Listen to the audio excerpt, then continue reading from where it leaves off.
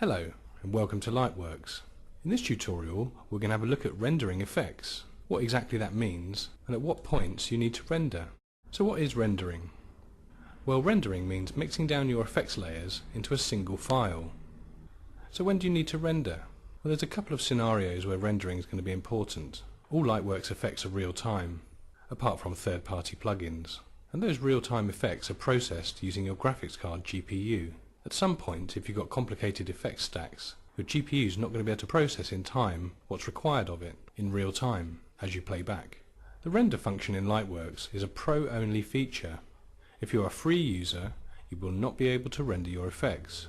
So do upgrade to enjoy the added freedom this will give you when you're working with multi-effects layers. Today I'm just working on my laptop system. It's got a reasonably powerful GPU, but all my video is coming off a single SSD drive. The shots I'm using today are all HD 1080p. On the timeline I've got a couple of sections of video. The first 5 seconds here is a graphic that I've built up and it's got multiple effects filters on it. Let's have a look what's in the stack.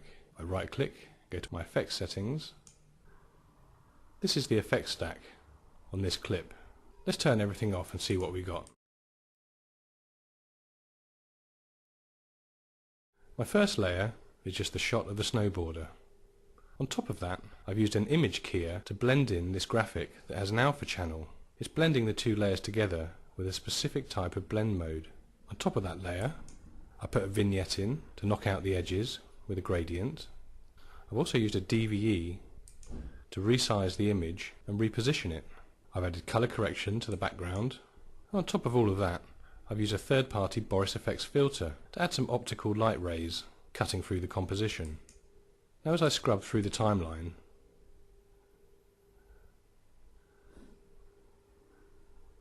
we will get single frame updates. If I go back to the top and attempt to play this, it's just far too resource intensive for the GPU.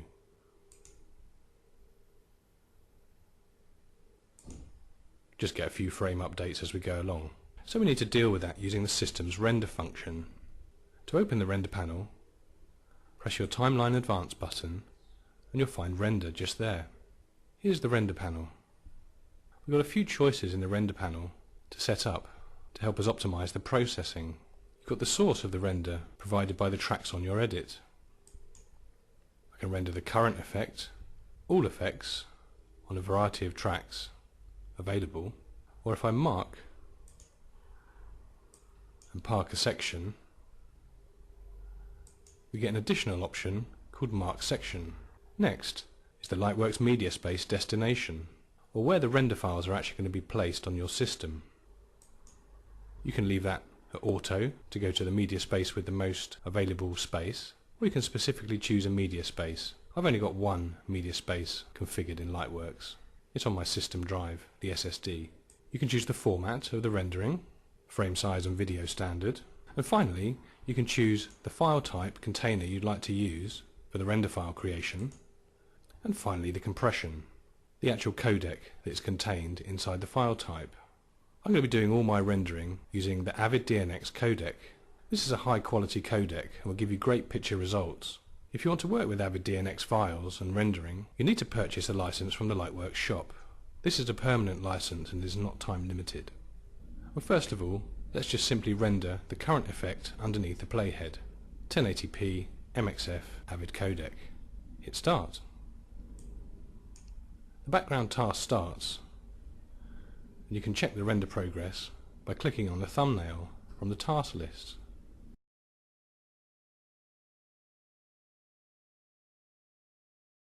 Now let's check out the playback. That's much better. If you render an effect using the current effect method and you decide you need to change something, you can undo a rendered section simply by right clicking on it and choosing Reconfigure. If I reconfigure all of this, I return to the piece that we just had and I can make a change. I'm going to go into my blend mode layer, just reduce the value of the foreground opacity just to fractionally brighten up the image as a whole. Now I can go back and just hit render again. Of course rendering is a background task. Why not take full advantage of this and carry on working while the render's progressing? If we just jump over to the other section of the edit, we can make some changes, retinting for instance, on picture-in-picture number 2 up there, picture number 4, and number 5 there. That's the beauty of the background task render engine. You never held up working with Lightworks. We could open up some more clips, make some changes while we're viewing material.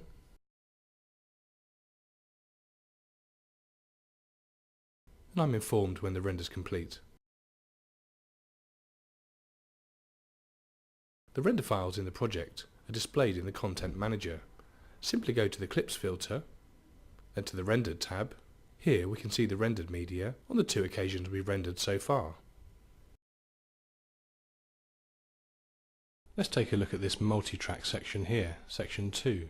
Now here we've got a different situation going on. Each one of these 9 picture-in-pictures is 1080p HD.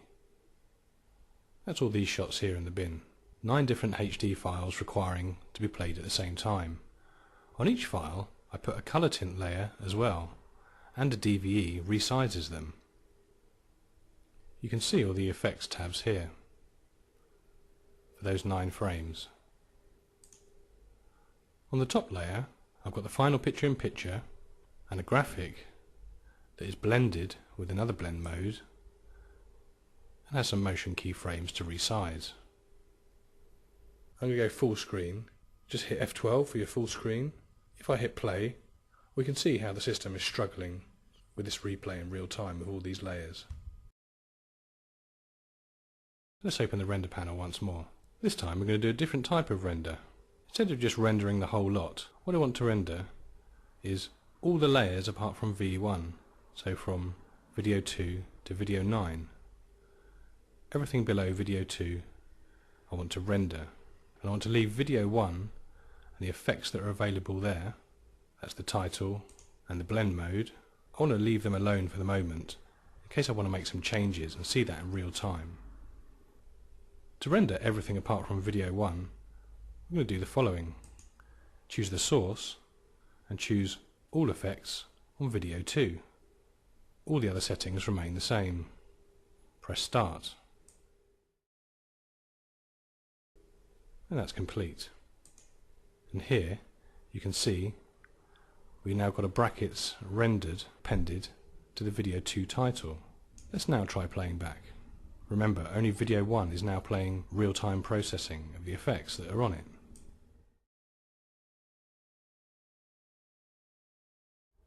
That's much better. Now if I wanted to, I could go in and change the title.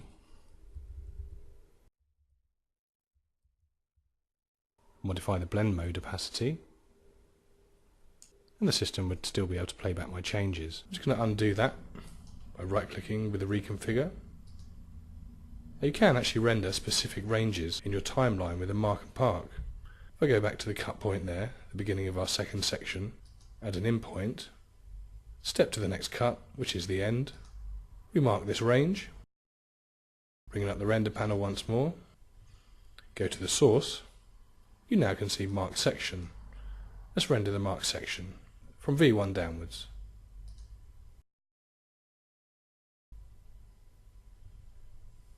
So once you've done all your rendering and you're happy with the edit, you've got your playback so you can review things correctly, you want a quick way of returning the edit to its original components for export and delivery.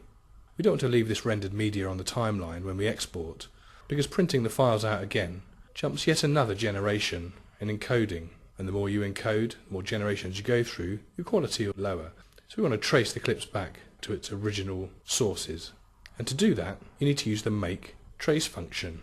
Just right click on your timeline or your edit monitor, or use the Edit Settings menu on the cogs icon.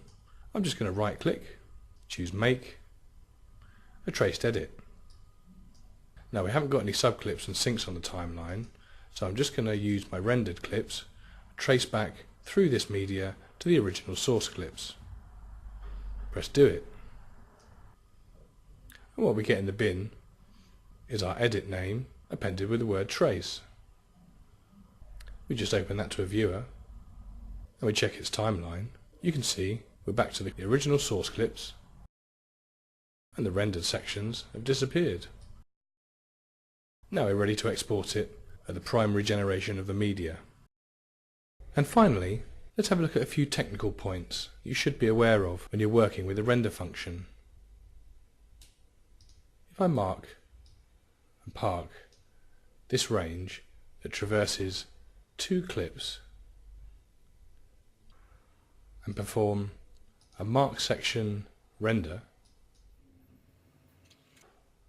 that's fine.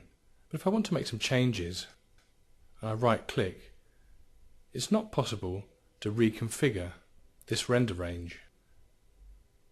The only way to return to how it was is to use the undo. But if you carried out lots of other editing on your sequence, you may have run out of undo steps, in which case you may need to return to a milestone version of the edit, or perhaps consider making a copy of the edit with a make copy function on the edit viewer frame as a backup prior to doing that sort of render range. Now throughout the tutorial we've been rendering segments and reconfiguring different areas of the timeline, then re-rendering after making adjustments. So if we go to our clips rendered filter in the content manager, we've started to build up quite a few render files. Now it's recommended that you don't even think about trying to delete any of these until the project's safely completed and out of the system, and even further archived in its completed state. If you want to identify which files these render sections refer to in your content manager, you can use the pop-out original function, and the keyboard shortcut is N. If I press this button or press N on the keyboard, my content manager switches to the recent current media display. Let's talk about deleting the render files themselves. In this view, you might just say, well, I'm going to destroy this render file, right click on the clip itself and hit destroy. Well, let's go with that. You're going to completely destroy the clip, and what's going to happen is actually we're going to delete the rendered media file, but we're also going to delete the Lightworks shot log. That's the file in your project that refers to this clip and then points to the associated media file on your system. The shot log contains such information as this name we can see on the segment on the timeline. But let's go ahead and delete in this method. Hit delete, go to our shot. Well, we've lost the name, we've no idea about the log's gone, the media file's certainly gone because it's displaying as offline. But what if we want to go back to the original source clips and do some more effects work? If you right click on there, you can no longer reconfigure. The only way out of this is to use undo.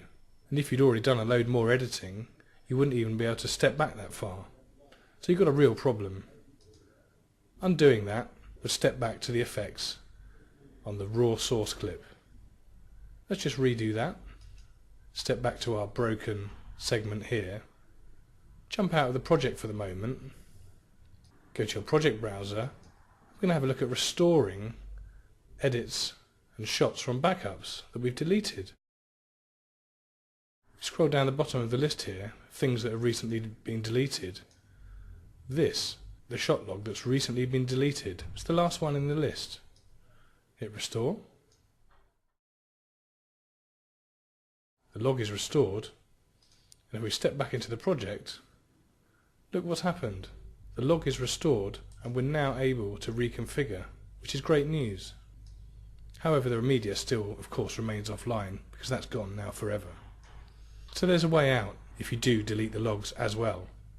Let's go to the clips and rendered filters. Select everything in the bin. Now if we right click and choose delete, so there is a specific difference between destroy this clip and delete. You want to see delete in your options. So now we've been asked, do we want to delete the logs? Well, we don't. Do we want to delete the media files to free up some disk space? Yes, we do. Hit delete. Everything can safely go offline. These files in the bin now, offline, and we're able to reconfigure as we please. So I hope that's given you some guidance of the technical pitfalls when you're rendering. Don't forget to upgrade to Pro so you can enjoy the benefits of the render function and enhance your effects work. Thanks for watching.